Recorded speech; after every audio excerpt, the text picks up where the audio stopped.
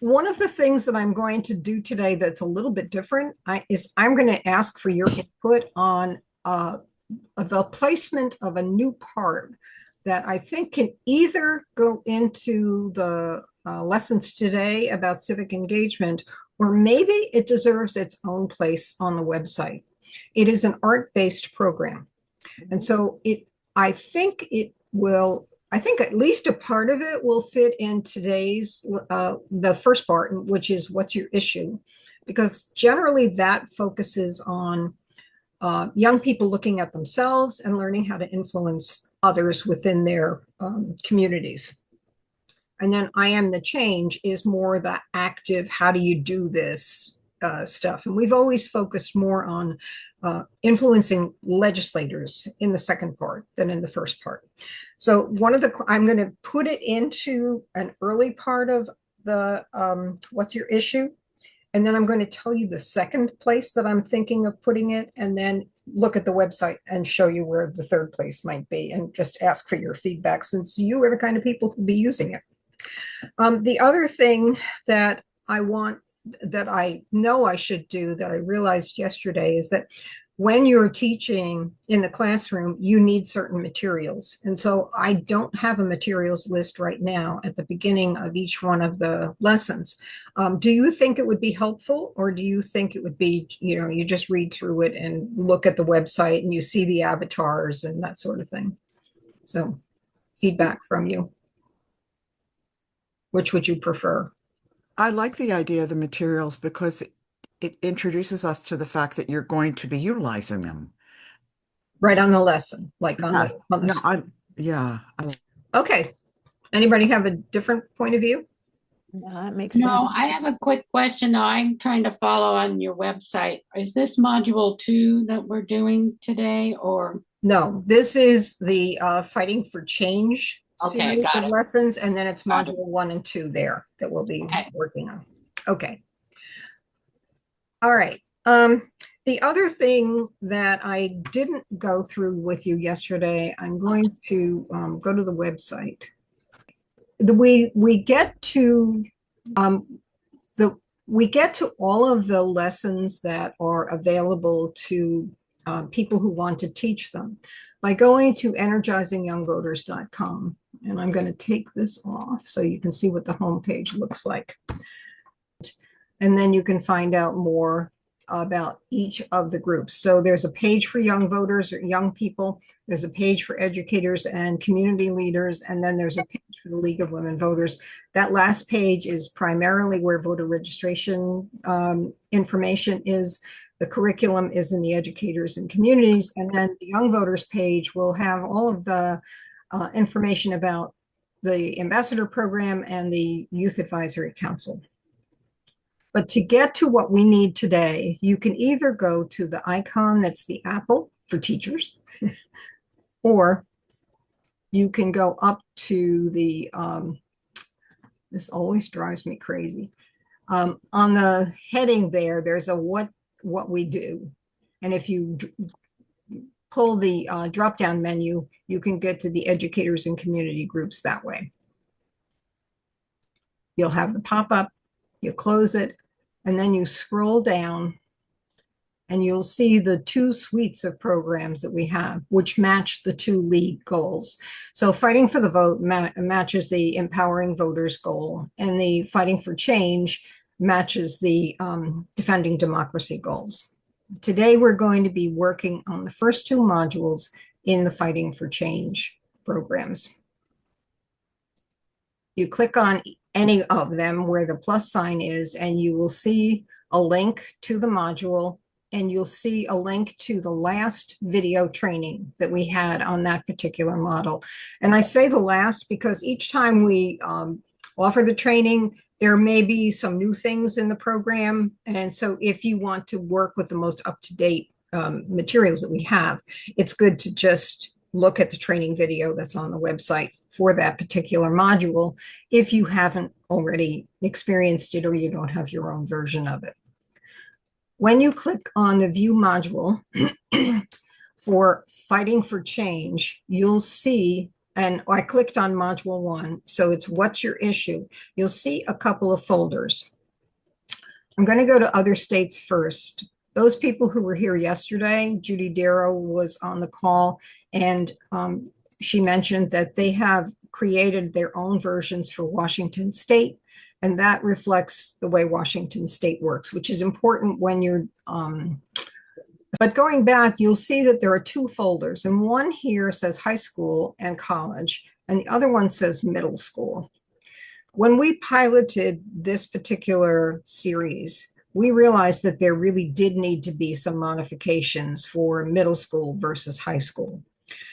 One of those things that we learned was that kids in middle schools didn't know how to write a formal letter or a formal email. And so in the IAM the change part, that's the focus of the contact with an elected official. And that focuses on the local school board, actually, but it could also be the municipal that they work with. The high school and college is much more complicated. So because there are several things you can do, and you're working with state level and federal level contacts. So we've separated that out. The middle school version has some of what's your issue and some of what's IAM the change combined into a single lesson. So if you're working with middle school, just go to the middle school folder. But today we're going to work with the high school and college level, because then you will see everything that's available to you. The other thing that you'll see are 2 separate files. One is a worksheet. And when I'm teaching in person, I print these and I bring them with me, because the kids are going to be watching some videos, and if they have to stop and actually write it down instead of thinking about what their answer might be, it really does focus them better. So there are 2 questions on that. And this is a poll that exists, which you can do both in person and online. If you do it in person, and kids are allowed to use their phones, you can actually give them a QR code that will let them go to this particular poll that they can answer. Otherwise, you can just have them raise their hands or stand up or whatever. I usually have kids stand up because I like the bigger physical activity to keep the kids' attention better, I feel. Mhm. All right, but let's go to the high school and college version. And what you'll see again is the slideshow, and then you'll see a script. And I'm going to show you the script on this one because you'll see things that are color coded. That's because this was developed specifically during COVID, specifically to do online presentations. And then we changed it so that it could be an in-person presentation when we were kind of in transition. So anything that's in red represents something that you would do if you were teaching this remotely. And anything in blue represents what you would do if you were teaching it in person. Yesterday, when I talked about using the script, I mentioned that I find it helpful to highlight the sections that the words that I'm specifically going to be saying when I teach. And I find that really important when I'm teaching with a partner, which I would highly recommend. If you go in with 2 people, you have backup support should something happen, and that's really helpful. I have found it helpful. So the partner would use one color and I would use a different color so that we know when to speak. What I found in these lessons that were designed first for remote presentations is that I go in and I remove anything that I'm not going to use. So when I'm in person, I remove everything that's in red. So all I'm seeing is what I'm supposed to do when I'm up in front of a class in person. If I'm doing it with an online program, I remove everything that's in blue. So it's all going to stay there, but it's less confusing when you use the script if it's cleaner, so that you don't have to struggle through finding the words that you want to actually use on the day that you're doing the presentation. You'll also see that there are notes to the teacher, and then there are things that begin with say, and I'm just going to put another space in there. The things that you're going to say are what you're particularly going to pay attention to, but when you're preparing, this is the information that you want to know about. We went through this yesterday. I talked about what you say about the league, and obviously you can add to it or take away from that. And then again, down here, there's something that we would say. So this would be also highlighted. I'm going to go to the slideshow now. And what you can see down the left is the film strip. And you can see that I've hidden some of the slides. One of those is just our agreement that anything that you use, you'll check to make sure it's accurate, that you will not take it and make it your own, you won't make money on it, and that you will respect our copyright. I'll say too, all of these programs, I said this yesterday, they're all adaptable.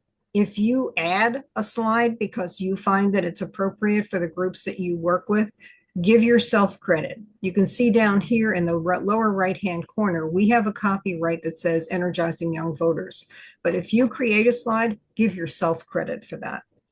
And also make sure that you check illustrations, that they have no copyright restrictions themselves. Because if we use illustrations that have copyright restrictions, there are actually little bots that run around the internet and find those, and then you get fined. So you don't want that to happen.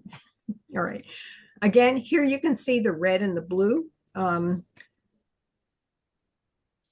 here, in the past, we used something called Jamboards.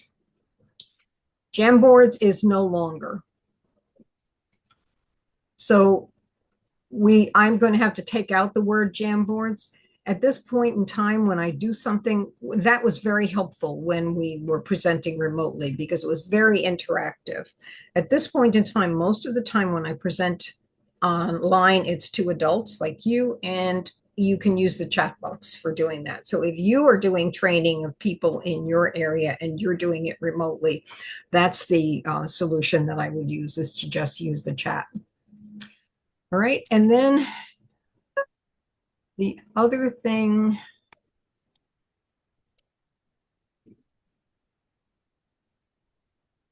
that I'll notice, these are credits for the pictures that are there, which we've learned we're supposed to do.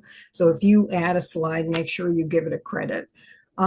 We've added our contacts. You might want to make a slide for yourself that has your own contact information. And the slide that I'm not going to click here is information about our ambassador program. This needs to be updated because there is much that's going on with that ambassador program. So I'm going to hide that slide. And I'm going to hide this one. And then we'll go from there. All right. So just like yesterday, I have the script in front of me, and we've learned that it doesn't matter. You can read it, and it will be just as effective as if you don't read it. So this is the way you would start with the kids. What we're trying to do is to develop the idea that people think differently from one another and that that's okay. So the first thing, in person, what I do is I ask the kids, what kind of pizza do you prefer? Do you like it just with cheese, or do you like toppings on it? And I ask them to get up and to stand in opposite corners of the room. So the north corner would be if you like it just with cheese, and the south corner would be with toppings. And then I give them a minute or so to explain why that's the case. And they listen, and then I say, does anybody want to change their mind because of what they heard from the other side? And generally, you won't get anybody. And then I'll say, is that okay? Does it matter if one person likes pizza with cheese and one person likes pizza with toppings? Can we live in a world where people like differences like that? And the answer is yes. And then we do the same thing with sports. and they go into 4 corners of the room. Then somebody from each groups give a reason why they like that particular sport best. And you'll see some kids will say, well, I don't like any of those things. And so I'll say to them, well, then get in the middle, and you'll have to tell us what it is that you like. And it's, again, just to frame this for them so that they realize that different people have different things that they care a great deal about. And that's really okay. Everybody doesn't have to have the same passion. All right. And then we move on to the actual meat of it. Okay. So in life, there are people who are leaders, and leaders have different personal qualities, and leaders often have different skills. So what we're going to do is to watch 4 young leaders. And what I would like you to do is to think about what it is that you see that are the leadership qualities of this particular person. Also, what is it about them that makes people want to follow them? So and I'm also going to take an aside here. I have found when people work with middle schools and sometimes in high schools, because of the limit on the time that you have in a classroom, that using 4 minutes for these with the time in between to think about it takes up too much class time. So I highly recommend that if you have to cut it down, that you cut it down to 2, and that you choose one of the first 2 and you choose one of the last 2, because these are definitely left-leaning issues and these are definitely right-leaning issues. And you want to make sure that when you're in a classroom, you are not showing a preference for either left or right political positions or personal positions. You're going to see all of them today. So we'll show Greta Thunberg first. Again, look for what is it about her that makes her a leader. Greta, your first climate strike was a lonely event a little over a year ago, and in the intervening time you have sparked the interest of millions, literally, of children around the globe demanding action for climate change. What's your message to world leaders today?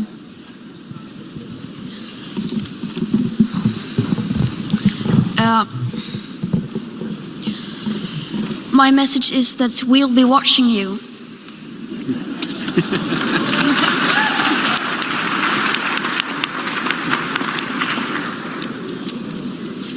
This is all wrong. I shouldn't be up here. I should be back in school on the other side of the ocean. Yet you all come to us young people for hope. How dare you?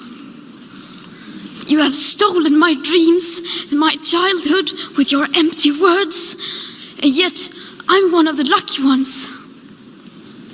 People are suffering, people are dying, entire ecosystems are collapsing. We are in the beginning of a mass extinction, and all you can talk about is money and fairy tales of eternal economic growth. How dare you?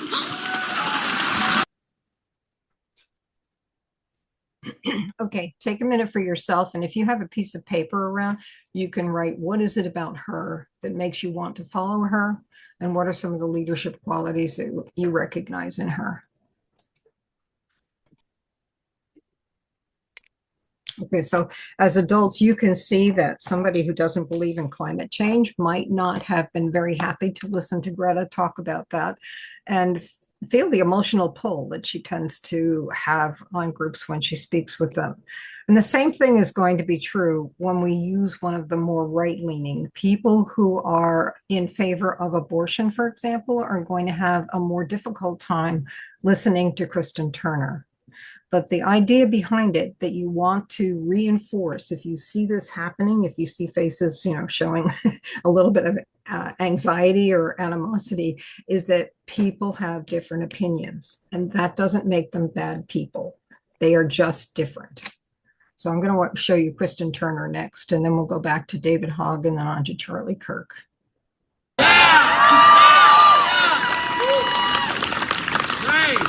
I look into this crowd, I know who you are. I know who you are because we were once all nearly the same. We were all once a single cell, and to the human perception identical. But nobody could predict how unique and how valuable we all are now and were as that single cell. Again, look at how far we have come. Yes. From that single cell into the concerned and compassionate people that are here today. Yet I know many of the faces I see here also carry pain. Maybe the pain of your friends and loved ones dehumanizing the preborn because they're just clumps of cells, right? Maybe the pain of a past abortion, wishing you could just go back and hold that child. Or maybe the pain of knowing that you have a brother, a sister, an aunt, an uncle, or even a cousin who has been killed by this violent social institution under the guise of progress. This is not progress. Moral.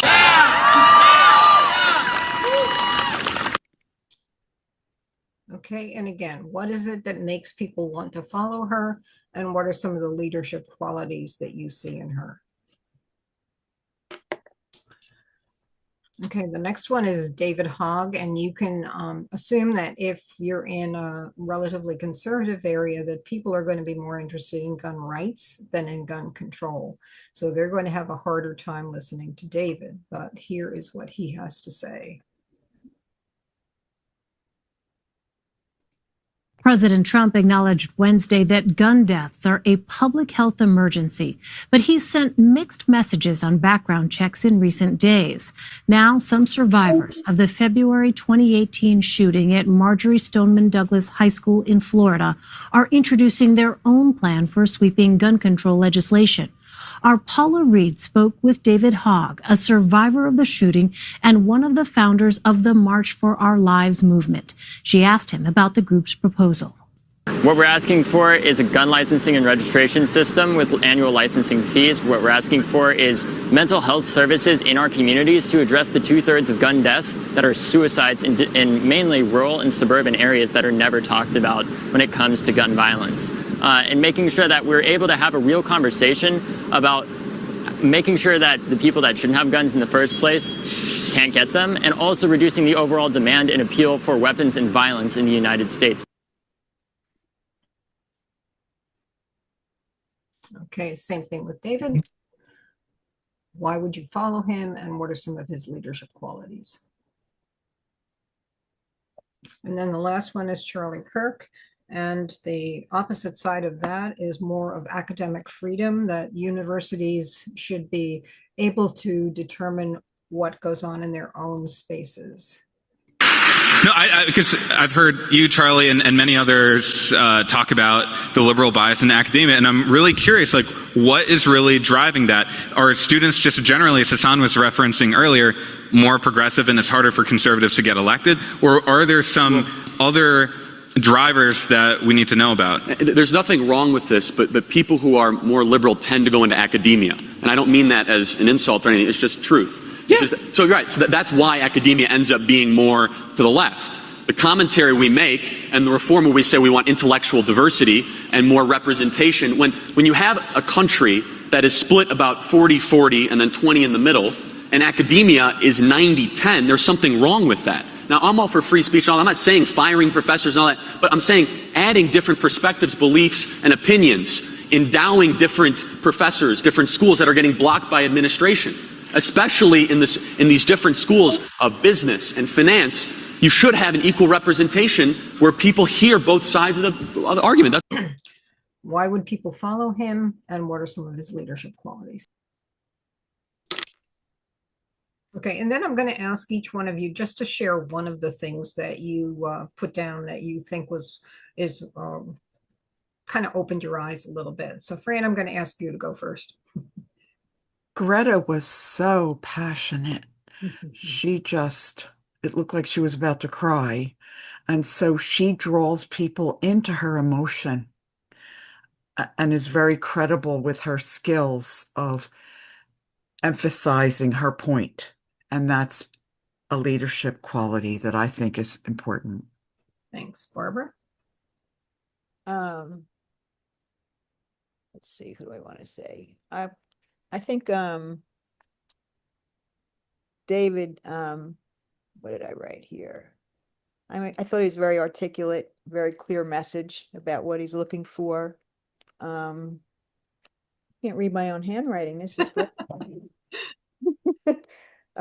He's very concrete. You know what he said is, I just think he was very clear with his message. I don't know about anything else. I'm very articulate. Sometimes though, I've, gotten communications from him that I don't see that way, but I thought he did a really good job, and he's Okay. very clear. Murray? I thought both of the young women were very good at using emotions. Yes. And I was especially struck by, is it Katie, the second one, who kept involving the audience. That she was using a lot of we, which I think was effective. Good point. Rebecca?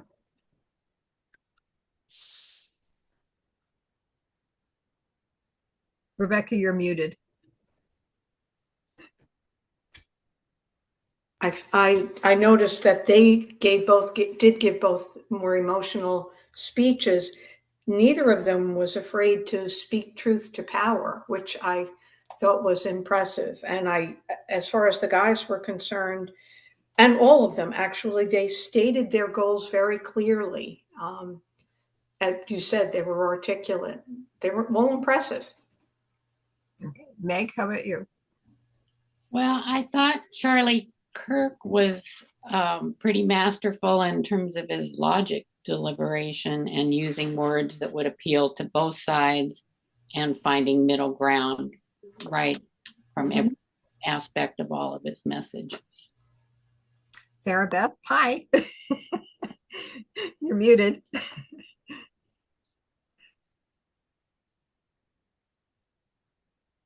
There you go.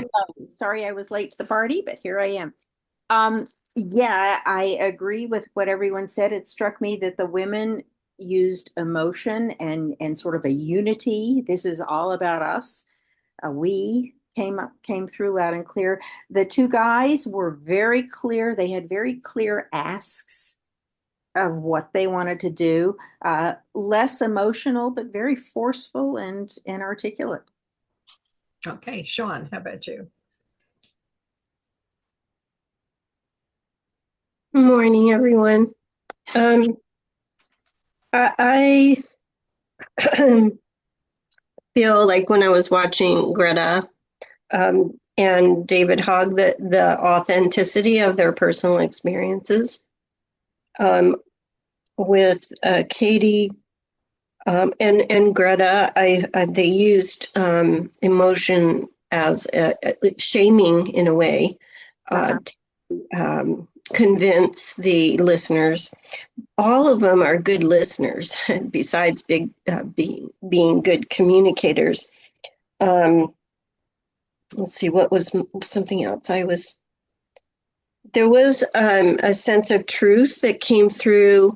I felt, and this is my bias, but I felt the sense of truth more from what Greta and David Hogg were saying. And I think it's because they had some very personal experiences, whereas Katie, I don't know her life story. I don't know if she's experienced any pain from her own life experience, but she was using science and this sense of commonality between all of us, that we begin as cells, and it's what we think about those cells afterwards. I think that's it. Annette, you'll have to look back at those videos and see what I was asking about in the beginning of the lesson. Now we've put in two things that help kids realize that people have different opinions about things that really are not red hot topics. Yeah. Then by recognizing that they have different opinions about that, they can also recognize that they have different opinions about red hot topics. Mhm.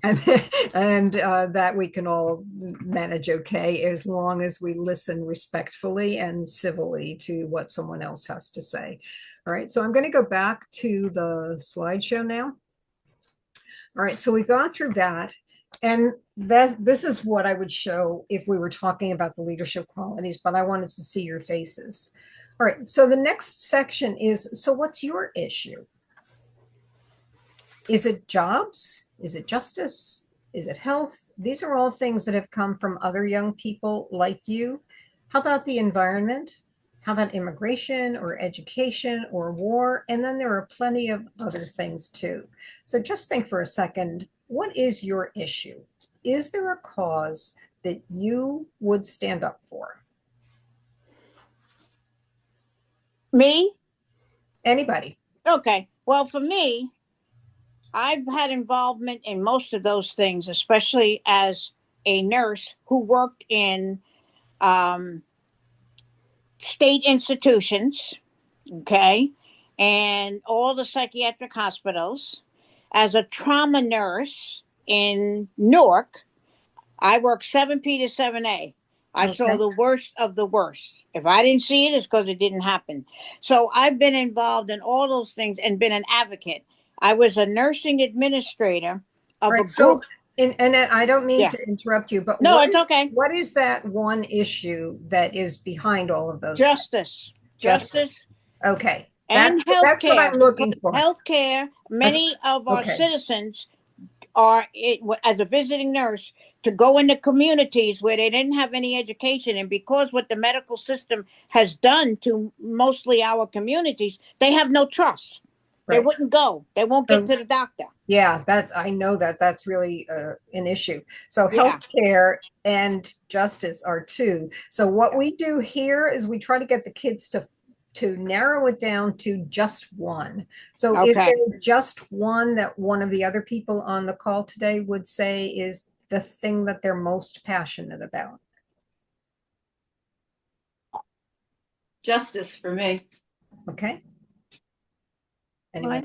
Mine's justice too, but also given just my own personal thing, is right now with the state of affairs, is cruelty. Okay. Anyone else? Maybe one more.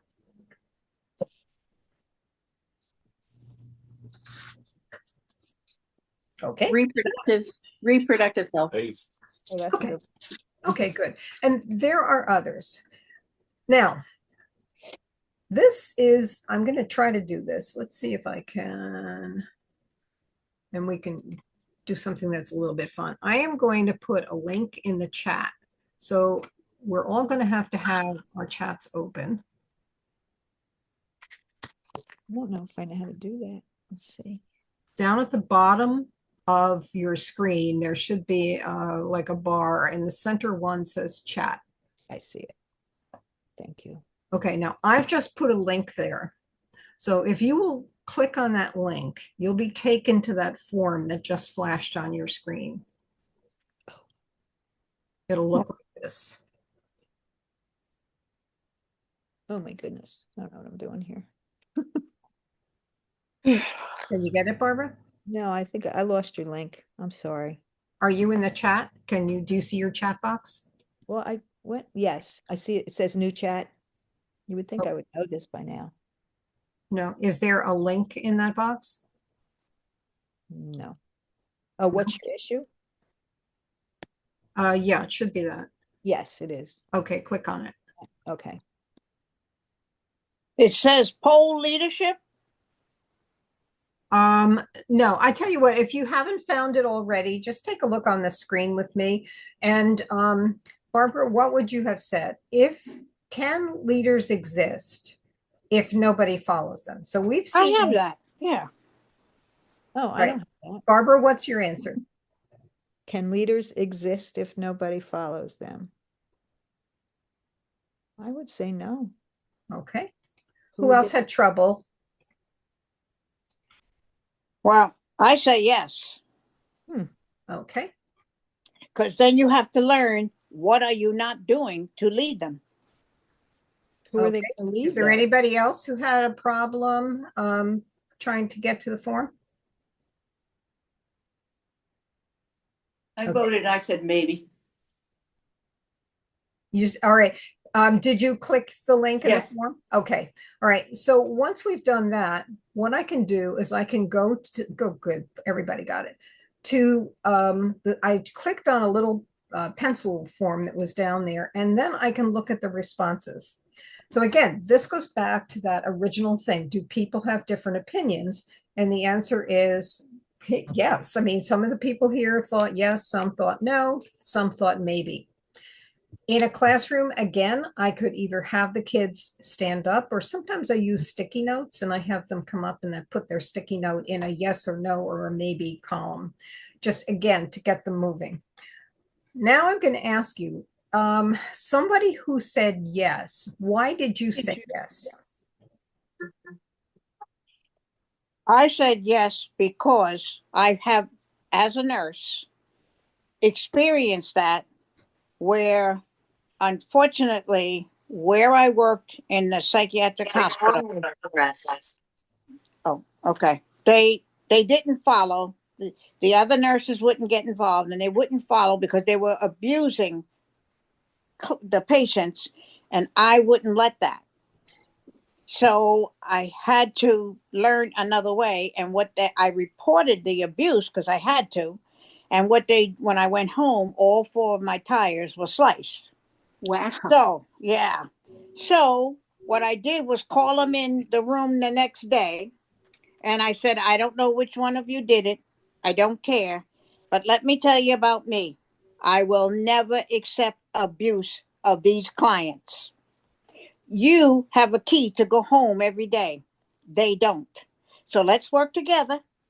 And if they make you angry, and I use the other layman's term, if they piss you off, let me know. You can get off the unit and go take a break.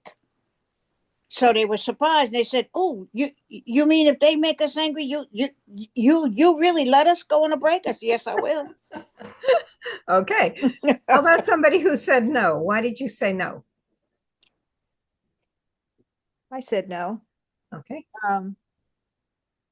Primarily because I don't know that you could be an effective leader if there's nobody following you.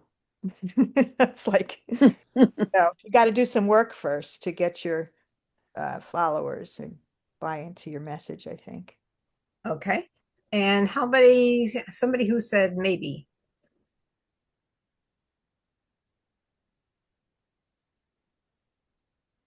If you're speaking, you're on mute. I just maybe because it's hopeful that maybe the word will get through at some point, even if they're not a leader at that moment. Okay. So that's all of those responses are good. And what I ask the kids to do now, or I say to them, have any of you changed your mind? And in this exercise, usually there will be people who change their mind. And most of those will be either a yes or a no, and they'll move into the maybe group. But it also helps them to see that they can be flexible. They can change their mind if they want to. The next thing is leaders are only part of the picture. Who else is needed? And all of you have essentially, you've said that in the conversations that we've had. So what's going to come up right now is we also need supporters. Both leaders and supporters are needed to make change.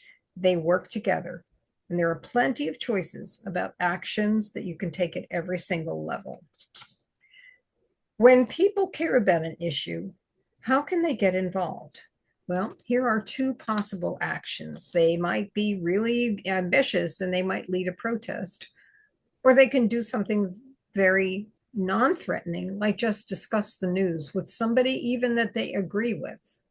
But there are lots of other things that people can do as well that will help them take an action that might influence somebody to make a change. All right. In a classroom, I have sticky notes, and each kid gets a sticky note, and I ask them to write down one thing they think a person can do in order to make a change. And you'll get dozens of them. So right now, for yourself, just write down one thing that you think is an action that people can take to influence others to make a difference. Let me, whoops, I don't want to do that. I want to get back and stop sharing. Was I sharing my screen? No, I don't think so. No, it didn't come up. Okay. Hang on. All right, so this was the screen, and this is how it would appear to kids in the classroom. All right, and then with the sticky notes, this is usually projected on a whiteboard of some kind. So with the sticky notes, they can come up and they can actually stick them on one of those X's that's around there. If you can't project it that way, there's usually a chalkboard or something like that, and they can come up and they can put them there. In a situation like I was in a college lounge once, I just there was a table in the middle. They came up and they stuck them on the table. But again, it's the idea of getting them actively involved physically involved in what's going on. So this is what you see when you're saying the words that are on the script. And then these X's come up. Right. And then the kids come up and they put their sticky note on that, or at least they organize them somewhere. And then the one that I always add is voting, because very seldom does that come up when the kids put down something that they can do. But each person has the chance then to share their ideas. So Fran, what's one thing you put down? Just one. I always like to ask a question that I know is open-ended to get people to express themselves.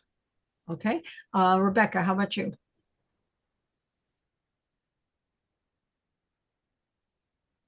I was thinking the same thing, Fran.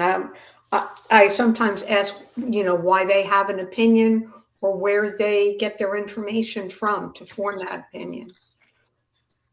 All right. I guess to be present and to speak up when there's something to say. Sarah Beth? I usually say something sarcastic. Bad response. I'm learning. I'll start with an open-ended question. Okay. Sean? Yeah, I think it's really important to be a good listener authentically. And I'm not sure if it was Francis, but someone mentioned it's important to ask other people questions. That you want to show true interest in who they are and what they're thinking. That is how I would try to approach things, is first really be a good listener and then ask, questions to gain more clarity in what I thought I heard. Okay.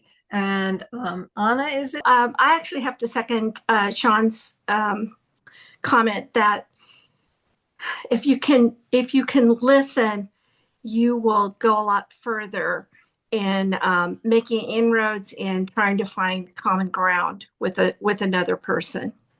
Okay. Annette? It's not easy, though, I have to say. No, you're right. You're very right. Annette, how about you? What's one thing that you can do to influence people? Okay, well, what I did, because I worked with people from all levels that understood, didn't understand, and I would ask them, what do you want to know? How can I help you? Okay. How can I help you understand? And they would say, well, when the doctor says this, I don't know what that means. Okay, here's what it means. Okay.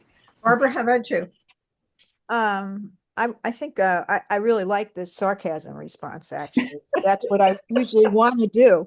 And, I think, being a good listener and showing some empathy and understanding of the person's position, they'd be more willing to hear your position as well. Okay, well, and sarcasm. Really interesting, because that is not what I ever get from kids. What I get from kids are things like use social media, make posters, take part in a protest, write a letter, all of those kinds of things that might be more traditional. I personally think that what all of you are saying is probably the most influential, but here we're talking with kids. And so that's a skill that they probably don't yet have. And it's one that we try to develop in our Across the Divide lessons. This is the slide. Now, some of you were not here right at the beginning. I have lost you. A young woman who is an art teacher and a member of the statewide Art Educators Association, say, you know what? You really should have an outlet for those kids who are more artsy instead of more language oriented. And so she developed an entire lesson on using art to communicate the ideas and try to influence other people. This is a planning slide that I put in here mostly as an introduction to that idea. And then this second slide is a link to the actual full lesson. And I'm just going to show you the slideshow that she has here. So she has developed a pretty comprehensive lesson that helps kids who are more artistic plan and create something that is in line with whatever issue is theirs that they want to, and also evaluate their own work. So this is one place where I think it might fit. So keep that in mind, because I'm going to show you the other place too. All right, so now with kids, I want to make a difference. Where in the world do I start? It seems like such a huge task. Well, there are different levels that we can influence. So let's take the environment. Let's say you want to have a law created that makes it, that reduces the pollution in ocean waters. All right, that might be something that would happen on the national level. On the state level, you might have the same sort of thing done with bodies of water that exist within the state. You could do the same thing on the county level.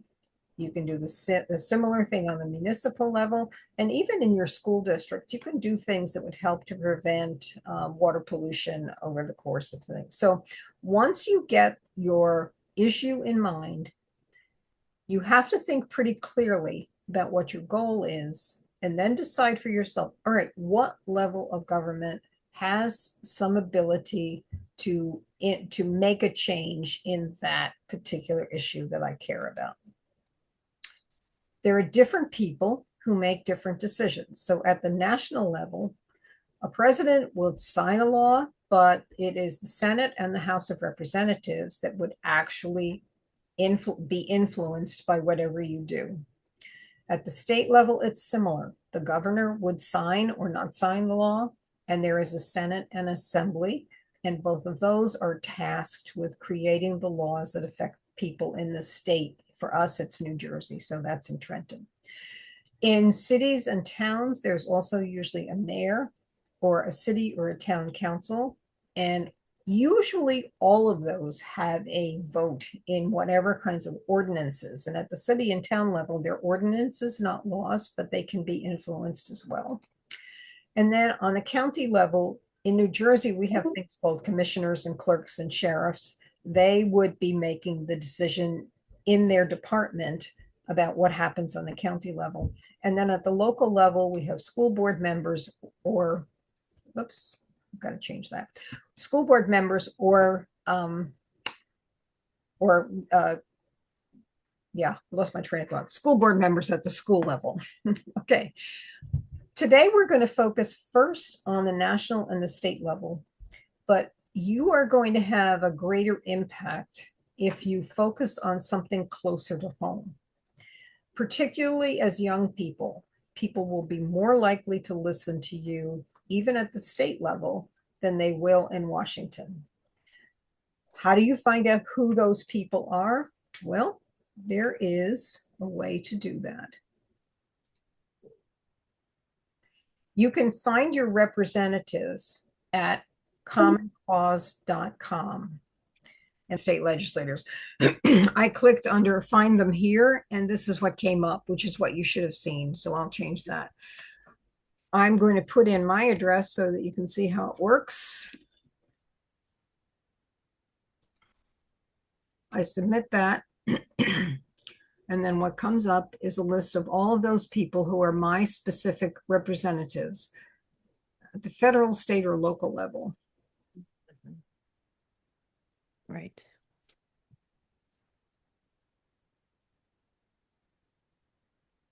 So I have a ready access here to any one of those people because their phone number is there, their address is there, they've got a homepage, a Facebook, they've got a contact link there most of the time. So you can go directly from Common Cause when you've got something you want to influence somebody about and say, this is my opinion. You can go there and it's a pretty quick and efficient way to do it. You can also find out how people have voted by using Legiscan.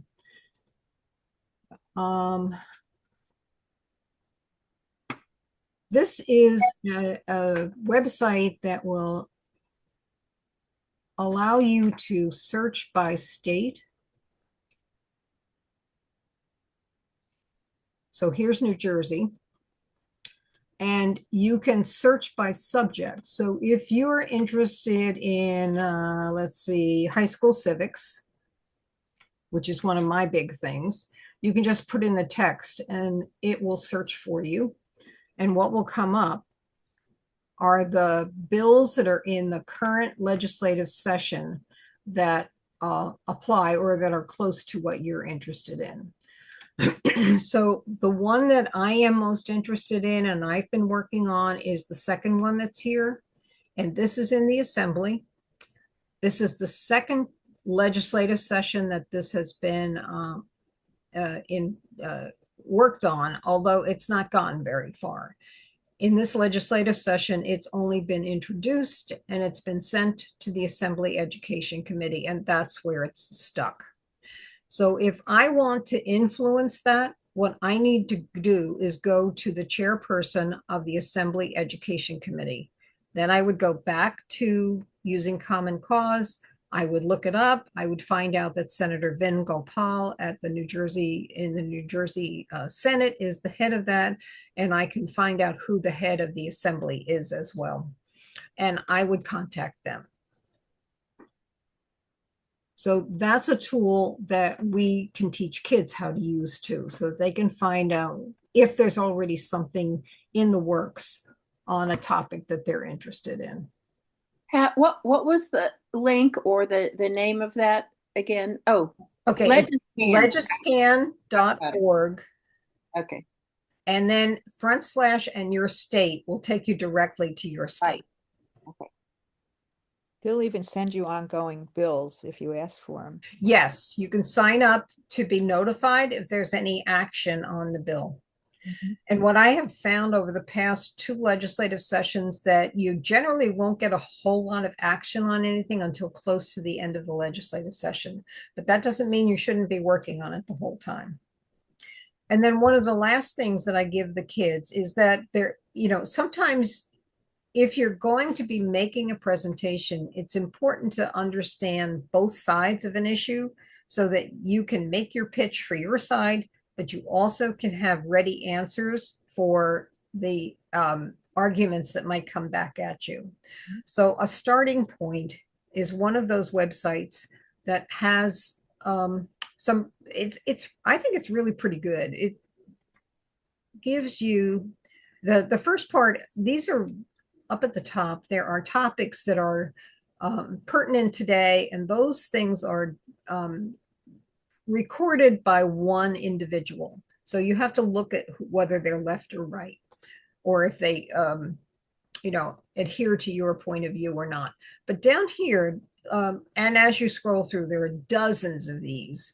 If you get to an issue that you're interested in, like what's a red flag gun law, and you click on it, what you'll see is that there are 3 Democrats and 3 Republicans who have responded to that question in 1 to 2 minutes.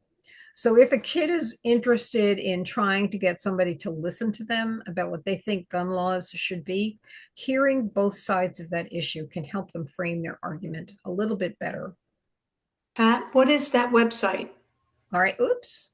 That's called A Starting Point. Okay. And this is, all of those links are in the slideshow, so you can go back and you can check them out yourself. Just remember that it is the find them here on that gets you to Common Cause, not the link on the first one. Mm-hmm. Okay. So now, again, I mentioned that the kids are going to have more power to influence decisions on a more local level. And in the what's your issue, that I think is really helpful. So how do you know what's going on? Well, you have a couple of options. You can check municipal websites.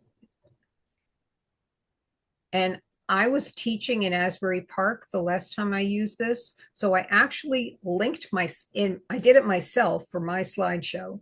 I linked the Asbury Park community or municipal website to it. So the kids could actually see what it is you can find to about your thing. And what I mentioned to them too is you can actually go to public meetings. You can also hear or see the recording of those meetings. So if you miss a meeting, you can still find out what people were saying and thinking about. The same thing is true with Board of Ed websites. This one is not particularly good, Asbury Parks. It's kind of confusing, and there's a part that's still not even finished yet. So you would have to look at your own, the town that you're going to yourself to decide whether you want to link something to the slideshow or not. But you can go to the public meetings, as I said, and if you can't get there, many of the meetings are virtual, so you can stay home and watch it on Zoom, or you can read the minutes, or as I mentioned, you can also now see video recordings of most of the meetings. You can also go to something that's called a work session. These are usually meetings that are held either immediately prior to the general meeting or on a day prior to the general meeting. Those are not necessarily advertised, but most often they are. At a work session, you can't speak, but you can listen. And that will give you some insight into the thinking of the members of that board. So when you're trying to frame your argument about why you want to see the change you want to see, you can use what you've learned there to help you frame that argument. All right, so then it's a question of what will you do? Most people fall somewhere in between being a strong leader at any level, whether it's international all the way down to school, or somebody who is more comfortable supporting a leader. To make change, they're both needed. You get to decide on your own level of engagement, and that will change over the course of your life.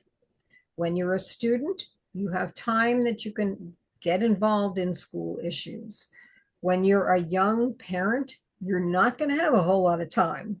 When you retire, like me, you may have more time, and then you can put more energy into it. But anything you do, any actions that you take can be helpful and can make a difference. So let's think back to the young leaders in those video clips. How effective do you think Greta would be if she tried to address not just climate change, but also Black Lives Matter and LGBTQ plus issues? How effective would Kristen be if she tried to address pro-life policies and gun rights and free speech on college campuses? Do you think Greta and David and Kristen and Charlie Kirk have experienced satisfaction? And I pause and you'll see heads nod. Excitement, a feeling of power. Do you think they've also faced frustration, anger, or other emotions that test their well-being? All of those feelings are normal, but some of them can get us to really go down a dark hole, and they make our world seem pretty. They ask kids, what are some of the things that you can do if you recognize that you're starting to see the world pretty darkly? And there will be things like, talk to your friends or talk to your parents or write in a journal, or some of those things have come up before. And then I say, but let's look at two young people who have been role models for good mental health, and pretty recently too. Naomi Osaka is a tennis player who stood up for Black Lives Matter and got a lot of press coverage that she found very difficult to handle. Simone Biles is a gymnast who has ADHD, and she was on medication which she was not permitted to take if she was going to participate in the Olympics. Around the same time, she also hit something that gymnasts sometimes happen called the twisties, when she lost the sense of where her body was in space. So she had a physical and an emotional issue that she had to deal with. And she actually backed out of competing in the Olympics to take care of herself first. Now, we can look up to them for what they did, but another important thing to remember is they are both back in the game now. So you back up when you need to, you take care of yourself first, and then you can get back in the game when you're ready. And you can do that with confidence, because remember what we said about everybody having different issues? Well, some of those other people also have the same issue that you have, and they will have the chance to continue working while you take care of yourself. And then when you get back in the game, you are actually doing the same thing for somebody else who might have had a similar problem. So what's your issue? Well, students have made a difference in some laws.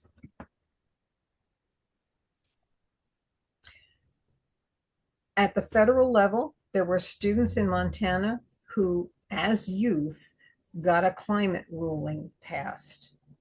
In the state of New Jersey, there is a relatively new law, it's about 2 years old now, that has given middle and high school students permission to have an excused absence annually in order to participate in some kind of civic engagement. And at the municipal level here in New Jersey, Vote 16 New Jersey has passed in the city of Newark, one of the poorest cities in the state. And young people 16 years old and older are now permitted to vote in school board elections in the city of Newark. So those are things that came about because of kids' actions, not necessarily adults' actions. I'm sure there were adult mentors, but those things passed because of the engagement of kids. You can make a difference. And if you have time in the class, I'm just going to show you the first couple of seconds, but there is a story here by a woman who talks about the fact that she started being active when she was. By the time I was 15, I had been jailed 9 times. I was born in Selma, Alabama in the 50s. So begins the story of Linda Blackman Lowry, the youngest person to participate in a voting rights march from Selma to Montgomery in 1965. She wrote a book about her experience, turning 15 on the road to freedom. But her journey for civil rights began much earlier and was motivated by a painful experience at just 7 years old. When my mother died, I heard older people say, if she wasn't colored, she could have been saved. But the hospital was for whites only. My mother died as a result of her skin color. So racism hurt my family. It hurt me. Years later, when the civil rights movement came to her hometown of Selma, and Miss Lowry heard Dr. Martin Luther King Jr. speak, she didn't quite understand the importance of voting rights. But his message still resonated because through it, she saw a way to fight the racism that had claimed her mother's life. Okay, and I'm going to let you watch the rest of that yourself. Okay, so that's pretty much it. Before we go on to the next one, which is I Am the Change, which is really the very practical stuff about how do you do this? How do you make it happen? What are some of the questions or comments that you might want to make about this? I have something. The one today we're specifically focused in on high schoolers. You have to excuse that. And so they're the ones that can navigate to get to Legiscan and things of that nature. I liked the bottom one that can be clicked on. I'm just not sure about that slide, depending on the environment that you're in teaching. Oh, the story that, the ending story there? No, it was one of the slides where you had the three options where they're figuring out. I'm just thinking it through in my head. Which slide? Yeah, Are you talking about the, both sides?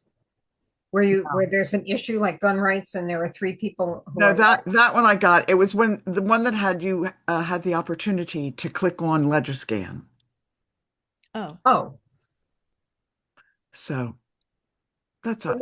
what's your concern about that? Well, see, I'm Let me go getting, back to it. yeah, I'm getting ready to, I can explain to the group. I'm getting ready to prepare for a, group of young individuals who are in This- home in yeah, that one. Yeah, I need to think about that one. Right, so what is your concern about it? Well, my concern is uh, in October, Annette and I will be involved with conducting sessions for youth that are in residential applications, Yeah. residential homes. And so I have to think through, they don't have accessibility to the internet and stuff. And so I would not use, I just have to evaluate how that gets used. That's a great question. I'm glad you brought that up, Fran. Yeah. I didn't mention it today, and there are Yeah. new people on today, but Yeah. no matter what lesson of ours you're using, you have to do exactly what Fran is saying. Yeah.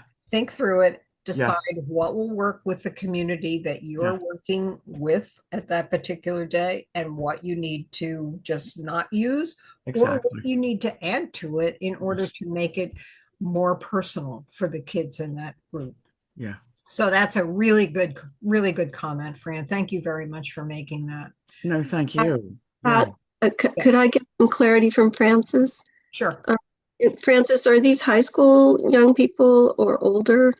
They're middle school and lower high school, I believe, and so they're in residential locations, and they're in secure environments and not real secure environments, and it's called the Youth Justice Commission. Oh. And so we are going to be, along with Annette, who's here today, and Barbara, who's here today, conducting sessions for the students. And we have to be really aware of them as our audience and make sure that everything that we are presenting is appropriate. Everything's, so I have that thinking, that's the thinking cap I'm wearing today. Yeah. That's good. Yeah, because we have to make sure, depending on where we're at, is this right for this group? Is this slide right? Yep. Yeah. Exactly. Yeah. Exactly. And what I experience a lot is people will ask me, other organizations will ask me, why don't I make a video? Why don't I do social media? And when I go to the county jail, there's no such thing. It's me talking to them and giving them as much information as I can. And the parole facilities, there is no social media. So just like what Fran was saying, what you gave us, Pat, is really wonderful for us to look that up and maybe from there correlate the information and give it to them and see what we can do with it. That is the role of the adults in this situation. Barbara's Yeah. going to be a great resource to you too, because she's been there a long time, right, Barbara? Very long time. Yeah. Good. Anna? Hi.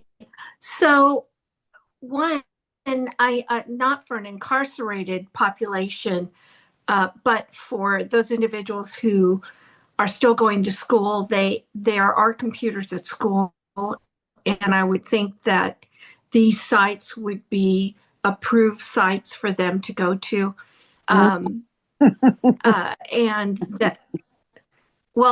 high in school, school they would be, situations, in high schools, And they can also go to their county libraries. If they're not incarcerated people, I'm not speaking to that particular population. I understand that that is a population that doesn't have access.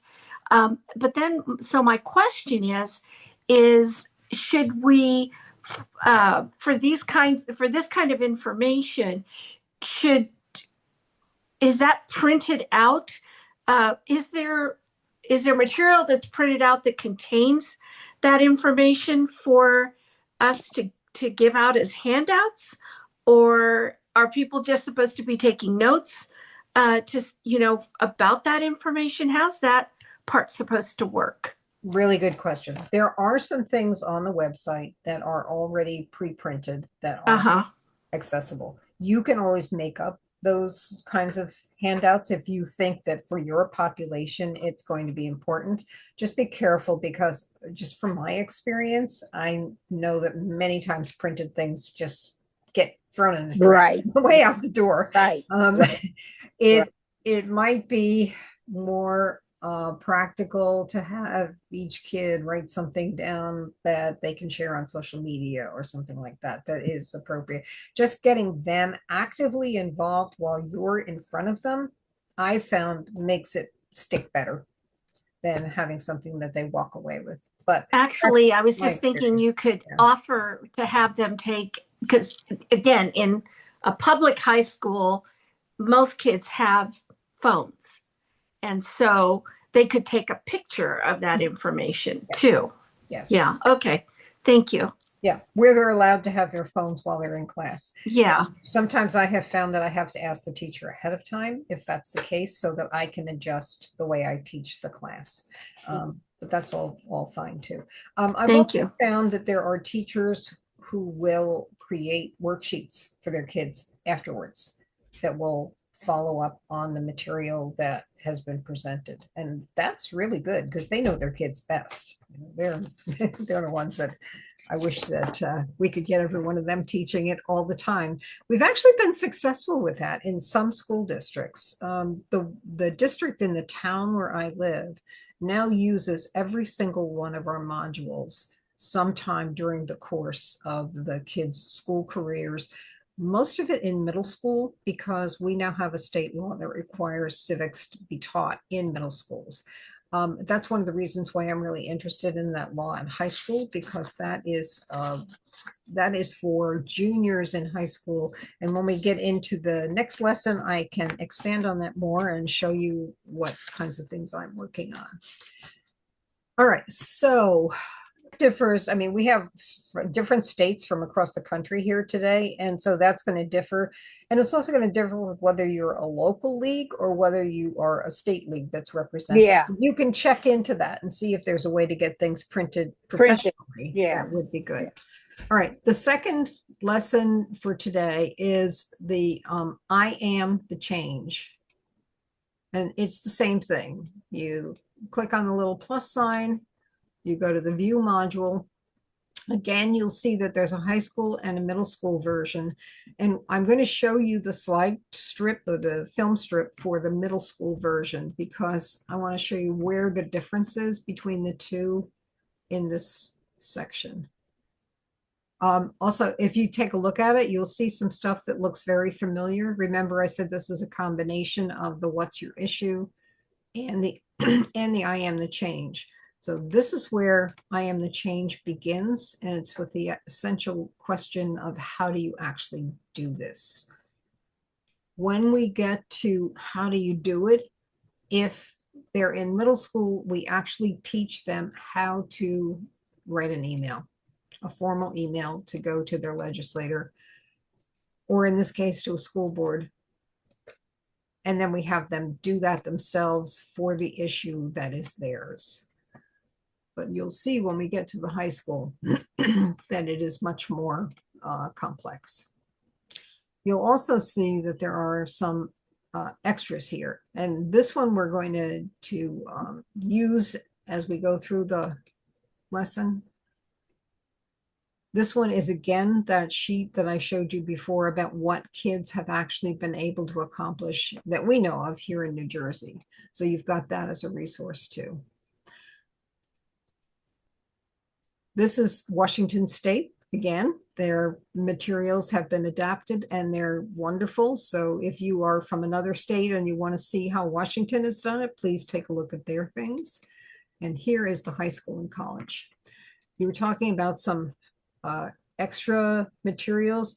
This is a tip sheet. How do you contact your legislator? And it talks, the things are bolded, and then there's an explanation for the kids. I sometimes hand those out, not always. But here is the actual slideshow.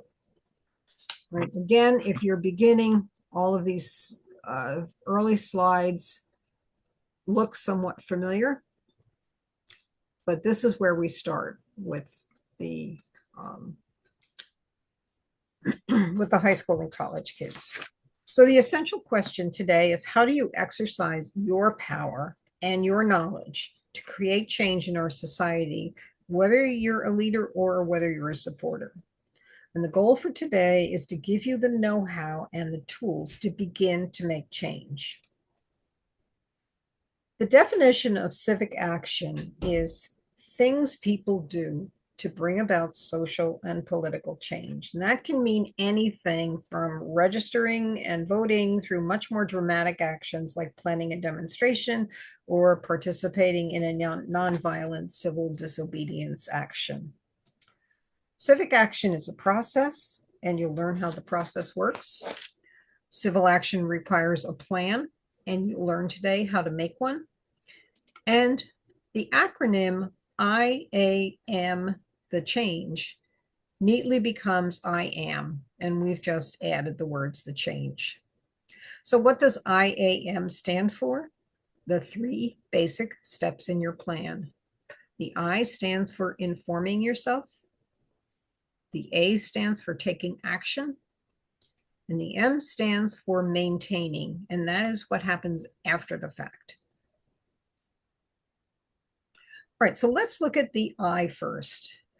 Where can you find accurate, reliable information, and where should you exercise caution? First, you're going to inform yourself to get facts and figures. You want to learn to state the problem as clearly as possible. And you want to learn as much as you can about the solution that you think is best, and then gather evidence that will help to support your position.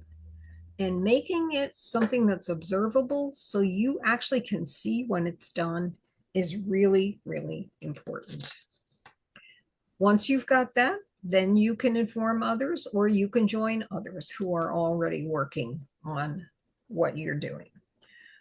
So let's go back to that question. How do you determine what's reliable? And the other part of that is bias always bad? There are a couple of resources that you can look to. The All Sides website is one place you can go. And this is an example of the way that they've arranged their opinion about the bias of fact-checking websites. So if you are going to fact-check something, you want to know if there is a bias in that. If you look down the middle, these are the fact-checking sites that they believe are the most centrist. If you look a little to the left, you'll see others that tend to lean a little left when they make their decision. And when you look to the right, you'll see a little bit to the right. And then when you look far to the left and far to the right, you'll see the most extreme. Now, all of the ratings on the All Sides fact check, or actually on all of the things that they do, they are not reflecting the accuracy of what's said on that site or the credibility. All they're doing is telling you which way the ratings tend to lean. They're based on the content of those fact checks only. There are also All Sides media bias ratings that are based on a multi-partisan scientific basis. And you can visit allsides.com for balanced news, and you can view over 2,400 different rated sources. And just so you can see what this looks like. Oh, sorry. They're going to take us a few seconds to make sure I'm a human being. Okay, so you can look down the site and you can see some of the topics that they support. And then some of the ratings that they've made on sources that you're probably pretty familiar with. And I'm only going to do what you can see here, but ABC News, they feel is a little bit to the left. BBC is centrist. Breitbart is much to the right. BuzzFeed is much to the left. Christian Science Monitor to the left, and so forth. And then they also ask you to respond. If you don't agree with that rating, you can tell them that you don't agree with it, and then they'll figure out why, or they'll come to you with why. Quick question, Pat. Yes. I was reading an article a week or two ago, and it was talking about the issue of left and right, and it had to do with the fact that over a certain period of time, like the last few decades, the United States has shifted so much to the right that now when we talk about what's left, center, or right, it's really rather skewed. So what we are looking at as too far to the left, if we lived in Europe, that would be considered centrist. So we use the All Sides. I totally believe in the Literacy Project. But I found that really interesting, especially in line with, when we're using something like this chart. Yes. Yeah. And that's why I recommend using two. All Sides Bias Checker tends to be more right-leaning, I think. And the other one that we use will tend to be more left-leaning. But again, like you said, it really depends on your context, whether it's left or right. So you have to keep that in mind.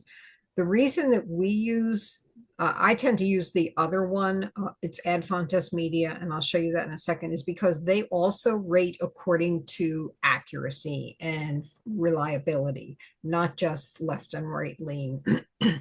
But I wanted to show you this too, because this is on All Sides Bias Checker. So let's say you're reading an article in the New York Times, something like that, and you want to check to see if there's bias in that. You can actually click on the URL and you can insert it in here, and they will check the bias for you or tell you if it's been rated, what the bias on that article is. So that's the second link that's down there. You can play around with that on your own.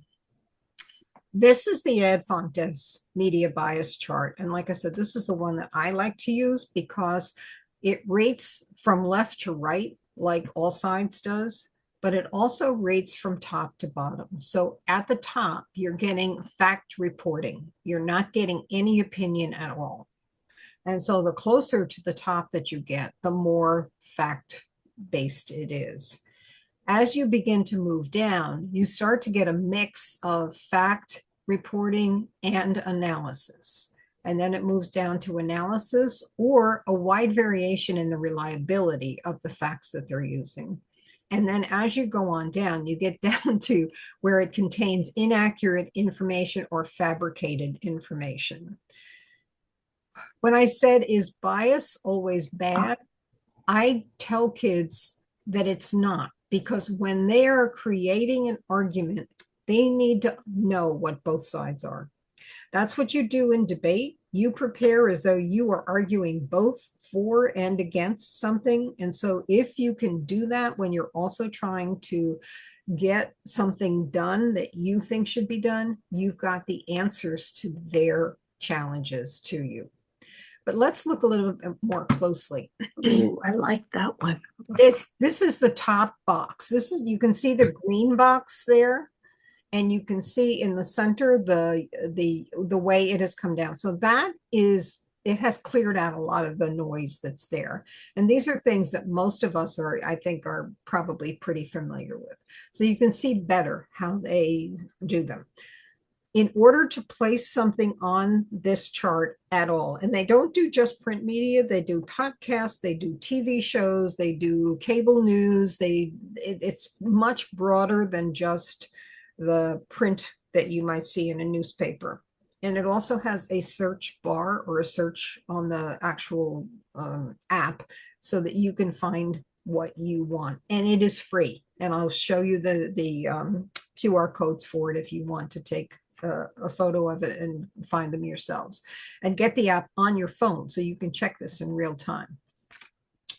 But at any rate, now I've lost my train of thought, but at any rate, what you can do is you can see, all right, if I'm arguing about gun control, I'm going to look at the central sources of information and get as much fact-based information as I can about what's going on in the world and how is the gun control, gun rights argument going now. But I'm also going to look down at some of these pretty more extreme positions, because those are the kinds of arguments that you're going to get back. And so you are going to be better prepared if you see those things. Here, I've blown it up even more so you can see some of the individual things that didn't show up on the last chart. So, Pat, I have a question or a thought, actually. I have seen this before, and I love it, and I love AP, and it's so nice to see it when it's at the top. Yes. But I am kind of confused by the Fox 11. But what I wanted to say was, in thinking about yesterday's lesson and how we did the cards for why I don't vote, or the reasons people give for not voting.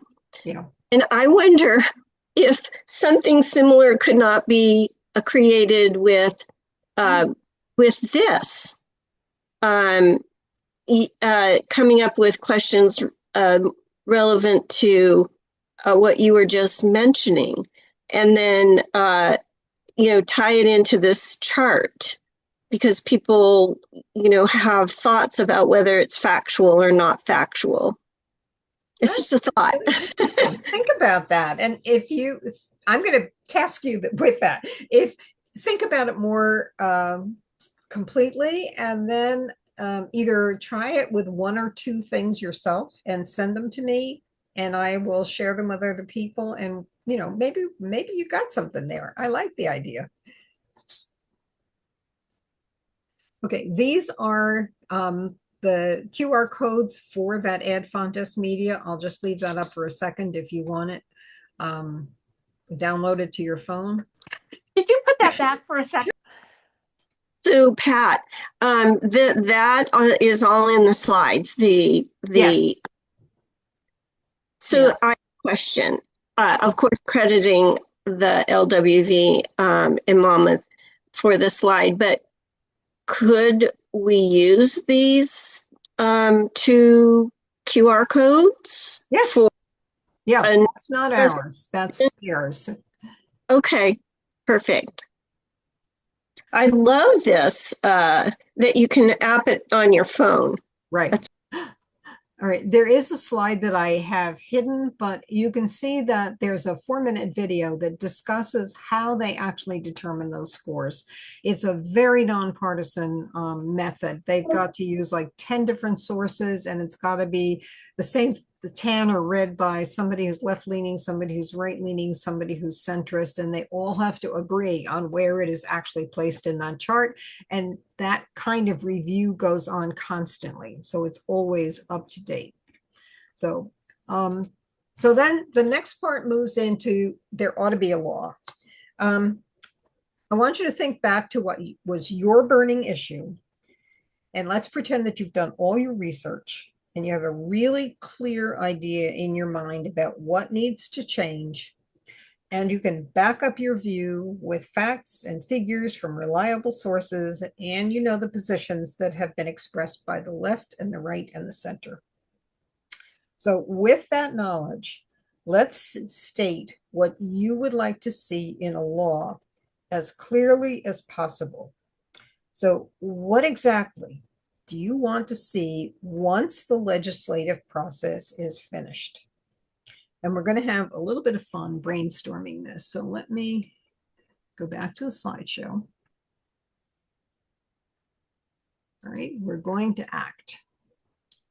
we're going to do the frame your statement. What do you need to say? And I'm going to do this on the screen for you, but I'd like you to think about your own issue, and I'd like you to do the same thing with your issue on a piece of paper where you are.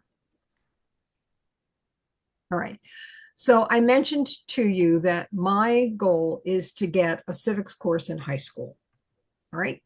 And I showed you that there was actually a law or a bill under consideration in the New Jersey State Legislature for that. All right, so this is the very general statement. There needs to be a civics course in high school. Okay, I need to think about that more clearly. So sure, I could see that if it was done, but I really want it to be more specific, because if I'm talking about in high school, one of the things that I am concerned about is that in high school in New Jersey, kids can drop out when they're 16. And there are many kids, particularly in lower income communities, who need to go to work to support their family. And so they don't graduate, they don't get their senior year. So I don't want it to just say in high school. I want it to be very specific and say in junior year,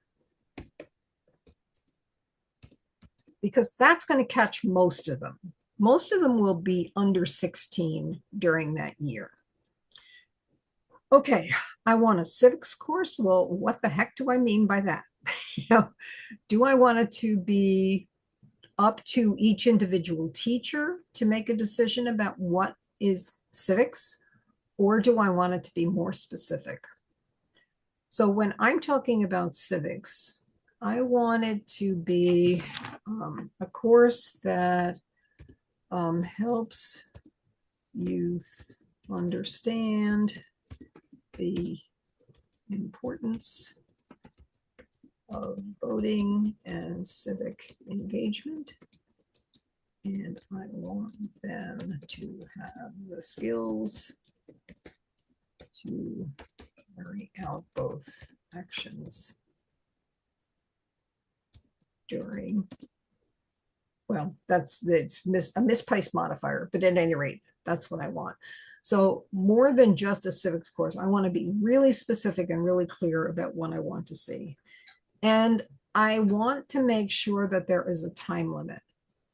So during one semester of their junior year in high school, because in New Jersey, the law is that you have to have history or some kind of social studies the first 3 years that you're in school, but not the last. And so what we're doing by asking for this is saying, okay, a chunk of that junior year curriculum is going to be taken out in order to put the civics in. But this is what I want to see. Maybe it will be changed, but this is what I want to see, and I'm willing to start there. So I'd like you to take your statement, your issue, and try to do the same thing. Take a minute or two to try to flesh it out and make it as specific and as visual as possible, what you want to see at the end. Sometimes it helps you to ask yourself, why do I want this? There's too many things I want.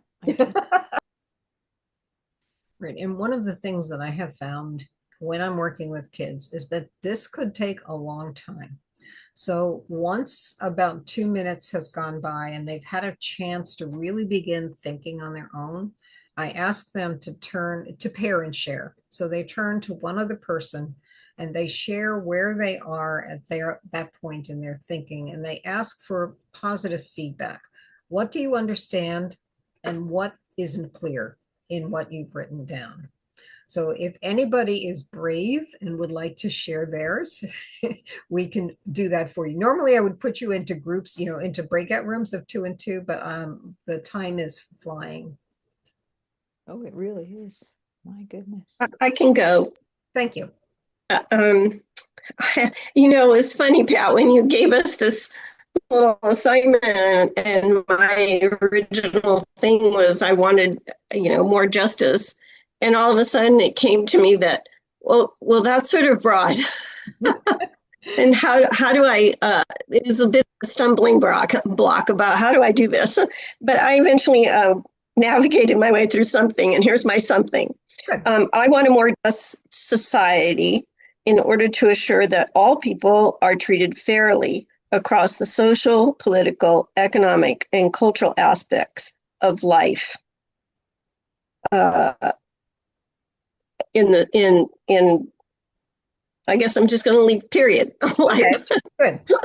All right. That is much clearer than justice, for sure. What is something that makes that some of the others of you felt is clear and you would know exactly what Sean wanted? I don't know what the law is, though. What, Sean, what is I know what your hope and desire is. What would the law be? What would the law be? Oh, good question. I guess I would have to ask you, what do you mean by what would the law be? So what's enforceable? You have a hope and desire. Okay. Yeah, that's a huge endeavor.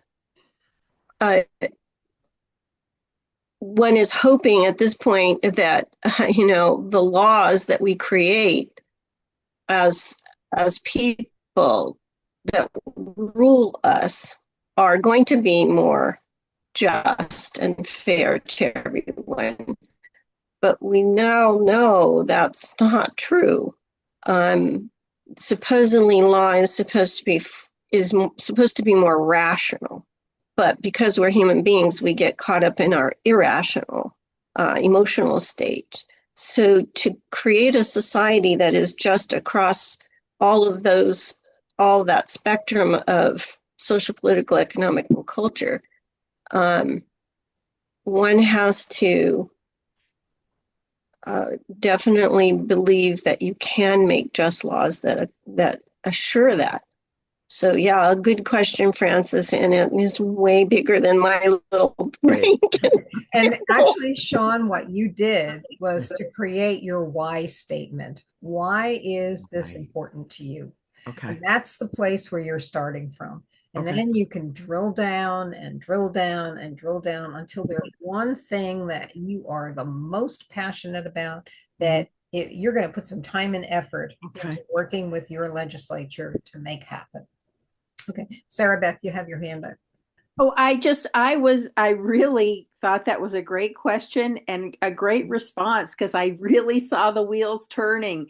And I confronted the same process with my thing, but I hearken back to my early special education training of, writing objectives that are observable. And if you think about what's it going to look like, there will be no lines at the polling places or, whatever it's going to look like. Right. And then you try to draft the language that you think will help frame a law or a bill, and you can move from there. Anybody else want to share? I will. Go ahead, Rebecca. I would like a national assault weapons ban for all individuals other than members of the military or law enforcement. Okay. Anybody want to comment on whether that's clear or whether you know what it's going to look like when it's done? Very clear. We had one once. Okay. Was there anything unclear about what Rebecca wants, do you think? Anything that she could polish up a little bit? What about the Second Amendment? Well, that's where you need to have the arguments in your mind that are from the other side so that you are prepared when somebody says that. And that's perfect. You couldn't have played it better there. And I didn't even pay her to do that. So, okay. So you have the idea and you do this with the kids to try to help them see if you're going to do something that's achievable, you have to be able to see it. You have to know what you're going to see at the end of it, whether that's on the local level or whether it's, beyond that. So that was my fun. Okay, and then you have to try to involve others in your actions. The next part of it is how, once you've got that clear in your mind, how can you inform your legislators or your elected officials about what you want? And this is, I'm only going to show you a part of this again because of time, but this is made by one of our young people way back in the beginning. Hey guys, my name's Justin. I'm here with St. Edward's University telling you a little bit about contacting your elected representatives. The first thing you need to do is find out who your representatives are. To do that, there's a lot of great websites online, like the one at Common Cause, where you can type in your address or even just your zip code, and they'll tell you all your representatives in the government, whether that be the president all the way down to your local railroad commissioner. After that, you need to figure out who to contact based on your issue. For instance, you wouldn't contact a state representative about immigration policy because that's a federal issue. They can't really do much about that. So you just need to do a little poking around online to figure out where your issue falls on the spectrum, if it's federal, state, or local. After that, you need to decide on the method of communication. Usually the best ones to do are phone calls and letters. A phone call shows that you're interested. If you call in, you might even be given to a full-time staffer that handles the issue, and you could have an informed conversation with them about it. And a letter shows that you took the time to sit down and physically write out your problems, and it's more likely to get you on the office's radar as a concerned citizen. I like that. Okay, so, and he goes on. So, but it kind of reinforces the things that you've already covered in the lesson, as well as give you some reasons, like why are these two things important? The other thing, this is the sheet that I showed you in the beginning that is available on the website. This is also a link to it, so you can find that more easily. And then this is the link to Common Cause so that you can find your legislator. I like the fact that he talks about thinking about what level it is. So if you think back to what you just wrote, what level would you need to go to in order to have the kind of change that you want to see? Mine, for example, is the state of New Jersey. What's yours? Anybody? Mine is state or national, because I want 16-year-olds to be able to have the right to vote. Okay. Mine's national. Mine is state and national too, because I want to have people not only in New Jersey to vote while they're incarcerated, but citizens in other states who cannot vote because they committed a felony. Okay. One more. Mine is state reproductive issues are largely state at this point, but I would like to take them also to the national level. Okay. All right. And then it's a really good point to make that where are you most likely to have the greatest impact? And what do you think the answer is? Local. Local, right. Your state is much more likely to take action than the federal government is, but that doesn't mean you shouldn't work towards getting it at the federal government. If you do it at the state level, you've got a lot of practice.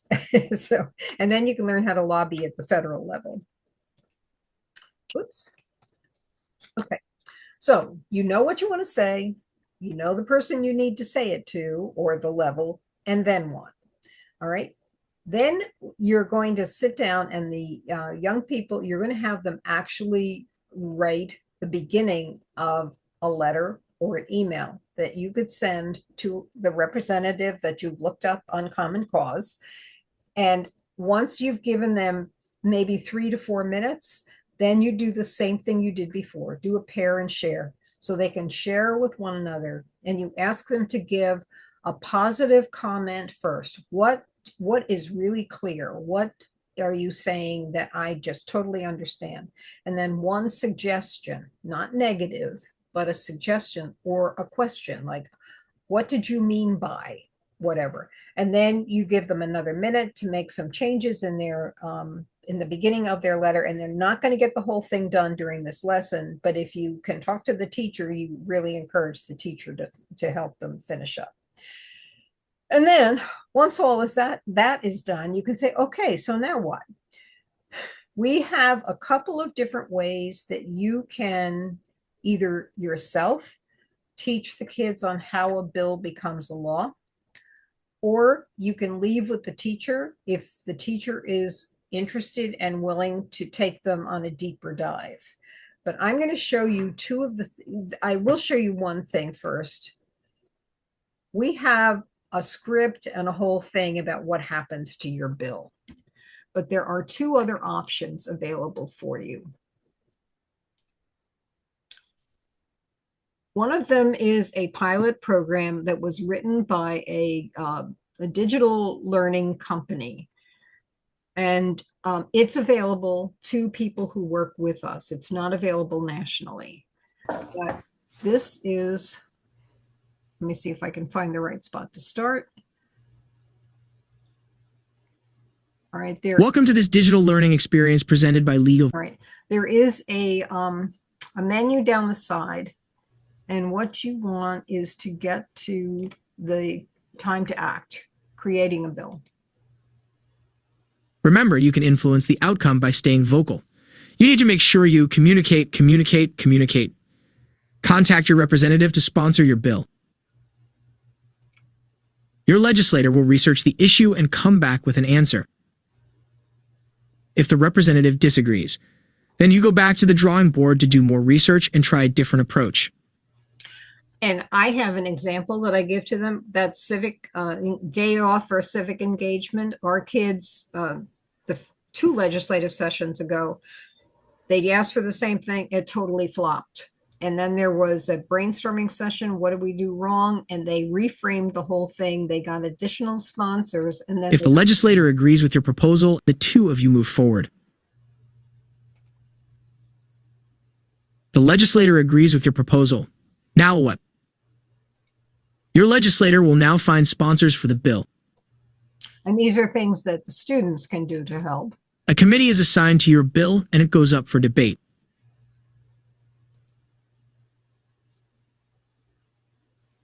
During all of this, you stay vocal and encouraging. Prepare testimony. Provide questions. Write letters to news editors. Attend hearings. Wear buttons, stickers, and t-shirts. You get the idea. So, the bill makes it out of committee. Now what? When the committee has approved or amended the bill, it goes back to the Senate or General Assembly for the second reading. After this, it is up to the Senate President or Assembly Speaker to schedule a debate and vote on the bill. Then a vote is taken. Bills at the federal and state level have to be approved in both chambers, the House and the Senate. Bill approval requirements at the state level vary. Sometimes the bill is submitted in only one chamber. It goes through the whole process in that chamber. If it started in the House and passes, it now goes to the Senate for the same process there. If it started in the Senate, it now goes to the House. Sometimes similar but not identical bills are submitted to both chambers at the same time. If there are 2 versions of the bill, the differences between them need to be ironed out in a conference committee. Once it passes both chambers, you're almost at the finish line. While the bill is on the floor, you can provide talking points or draft and distribute a very brief floor letter outlining your key points. Keep an eye on things and use pressure when and where needed. You can nudge if action is dragging. Yay! It passed both chambers, so now it's a law. Right? Not quite yet. Here's what may happen. The president or governor may sign the bill. Hooray! It's a law. The president or governor may veto the bill. Read what can happen if it's vetoed. And then there's a link there. Or the president or governor can do nothing. At the federal level, if the president doesn't sign the bill, it doesn't become law. In some states, it becomes a law. In others, it dies. And unfortunately, this link is now a dead link, but I'm sure that I haven't looked it up myself, but I'm sure there's a website that we could ask them to link there. If you do not get your wish, you still have the power. Communicate publicly. Organize a demonstration. Send letters to the editors or run press releases. Select the Maintain sign to continue. Our last step, Maintain, means keep an eye on things and use pressure when and where needed. You can nudge using ResistBot if action is dragging. Once the action is accomplished, that is not the end of the story. You will need to follow up to make sure the action was effective. If it was effective, be sure to thank everyone who helped. If your action was not effective, you will need to go back to informing yourself why and determining the next action. Don't give up. Remember, civic action is a process. It's your turn now. Let's review to be sure you know what to do to make a civic action plan. Remember, I is for inform. A is for act. M is for maintain. IAM. First, inform. Hit the facts and figures, state the problem clearly, and state the solution you want to see. Next, act.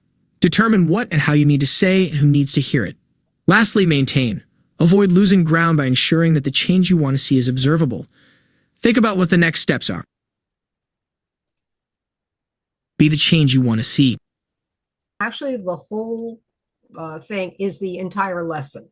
So if you're interested in just using that interactive, it's asynchronous, so the students can use it on their own, and the teachers sometimes think that's a great idea, or the teacher or you can use it and ask, you can pace it at your own pace. I just let it go through the way it wanted, but let's say you wanted to find out more about vetoes. So you can stop the whole thing there. You can click on the link. You can find out about vetoing a bill and move on when you're ready to move on. The other thing we have is a student created video. This was made the summer before last by a young girl who got a grant from Duke University to create 3 videos on the state of New Jersey and the legislative process there.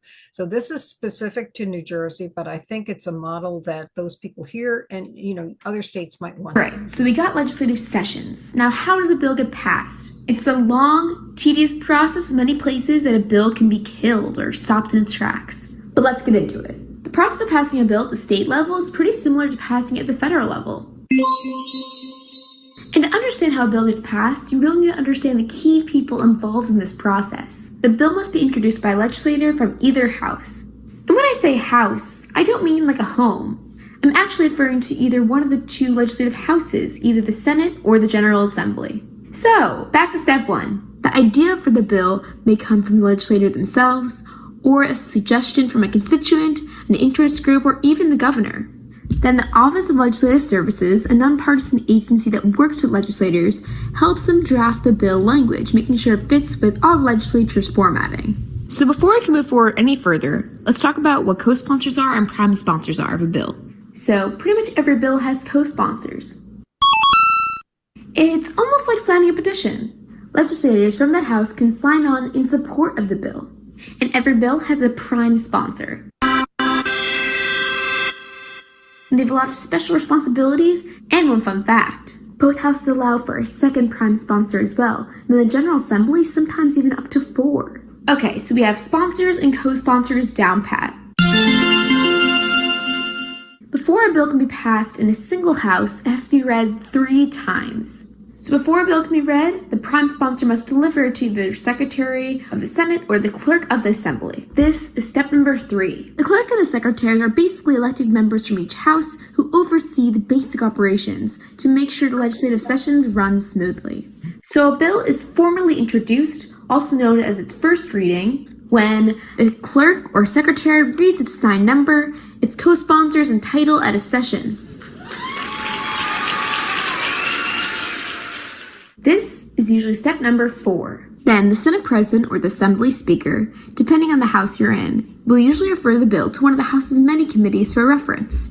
So, who are the Senate President and the Assembly Speaker? I'm happy you asked. They are the functioning heads of their respective house, with a lot of unique power and responsibilities.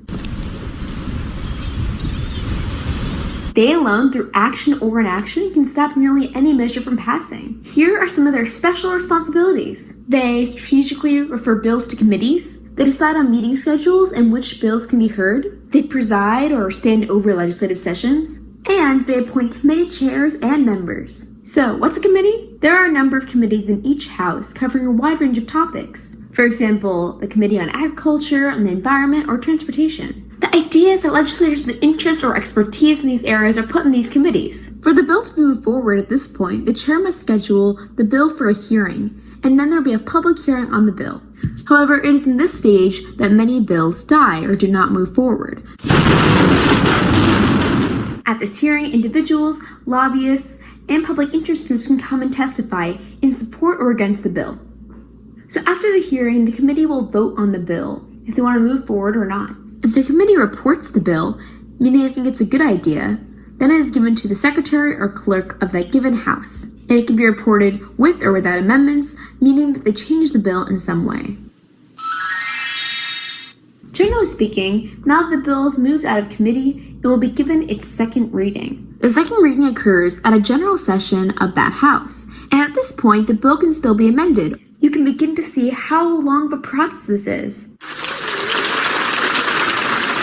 And remember, at each step of the process, there are opportunities for the bill to be stopped and not move forward any further. Only a fraction of the bills that enter the House get out.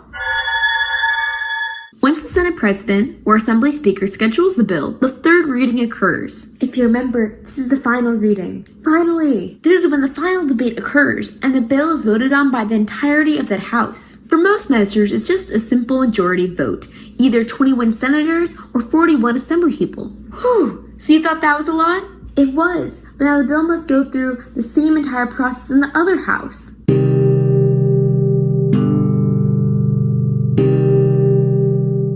And if any amendments are made at this point forward, it has to go back to the original House as well. This is because before the bill can move to the governor, both houses must have passed the same version of the bill. Finally, we're back to the governor. So the governor has a few options. They have a lot of power here. The governor can sign the bill into law, fully veto the bill, or even just veto specific lines of the bill. And if the legislature wants to override the governor's veto, they can, and with a 2/3 or supermajority vote, just like in Congress. Okay, wow, that was a lot, but hopefully it was helpful. As we wrap up, here's a recap of the 10 steps to get a bill passed. I'll see you in our next video about the state government system, talking about how you, as a young person, can get involved. Did a great job. Isn't that amazing? When she finished that, I thought, I just learned something. Really, I just loved watching it. It was just really, yeah. Yeah. So anyway, you have 3 choices when you get to this point. You can use any one of those. And even with the video, Margaret speaks very quickly, but you can stop the video at any point and stop and talk to the kids about what has gone on and ask questions and so forth. So there's lots of choices there. But the important thing, I feel, is to get them to actually write something, get them to do the work so that they realize that they can. If you do it once, you realize, all right, I can do that. It's really not that hard. Our ambassador program takes the kids even further, and we have had kids learn how to write testimony, and then we have taken them to Trenton and they have actually testified. And I will tell you that people who sit on those committees, their eyes open up and they sit up straight when they see young people come up to that microphone and talk to them about what's important to them, especially when it has to do with education. I think that's what made the difference in getting the bill about the day of excused absence, because we had 4 kids there, all of whom wound up with an unexcused absence because they went to Trenton to testify in front of an assembly committee.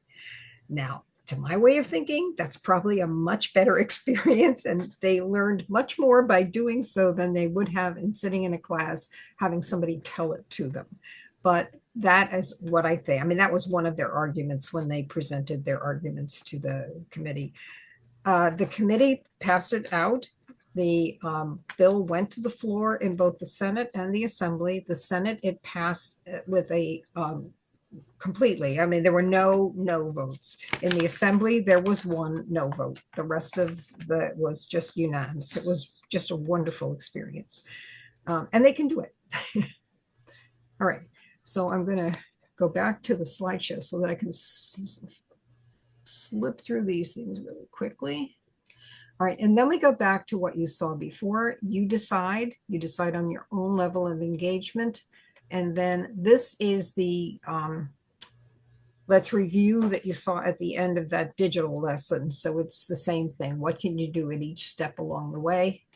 This one encourages young people to get involved and to become activists. And this is where we refer people to the League of Women Voters in your area, because most leagues do have activist training. And that's because we are nonpartisan and issue agnostic.